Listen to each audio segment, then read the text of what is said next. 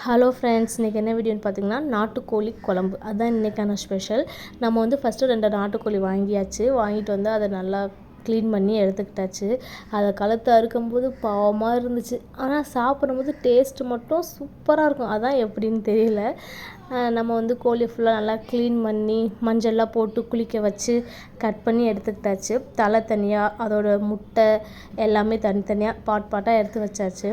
அதுக்கப்புறம் சட்டி அடுப்பில் வச்சு எண்ணெய் ஊற்றி சோம்பு, பட்டை, இலை எல்லாமே போட்டு அது நல்லா பொரிஞ்சு வந்தோன்னே சின்ன வெங்காயம், பச்சை மிளகாய் போட்டு நல்லா வதக்கணும்.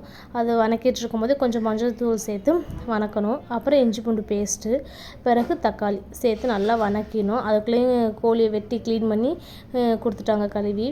அதுக்கப்புறம் அந்த கோழியை வந்து அந்த தக்காளி, வெங்காயம், இஞ்சி பூண்டு பேஸ்ட்டு வதக்குனதுலேயே கோழியையும் போட்டு நல்லா இப்படி ஒரு திருப்பு அப்படி ஒரு திருப்பு போட்டு நல்லா வேக வைக்கணும். ஏன்னா கொஞ்சம் நாட்டுக்கோழினால கொஞ்சம் வேகிறதுக்கு கொஞ்சம் டைம் எடுக்கும். அதனால் அதில் போட்டு நல்லா வேக வைக்கணும். நம்ம வீட்டில் குக்கிங் மாஸ்டர் யாருன்னு பார்த்தா நம்ம மம்மி தான். சூப்பராக சமைப்பாங்க.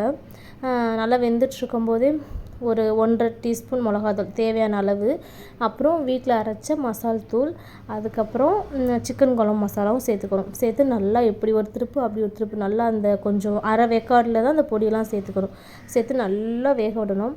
நல்லா வெந்து அந்த பொடி ஸ்மெல் கொஞ்சம் போகும்போது தேங்காய் அரைச்சி வச்சுருக்கோம், அதை ஆட் பண்ணிக்கணும். தேங்காய் கொஞ்சமாக அரைச்சி ஊற்றுனீங்கன்னா சூப்பராக இருக்கும். அப்படியே மூடி வச்சுட்டு எடுத்து சர்வ் பண்ணிங்கன்னா சூப்பராக இருந்துச்சு. செம்ம டேஸ்ட்டு.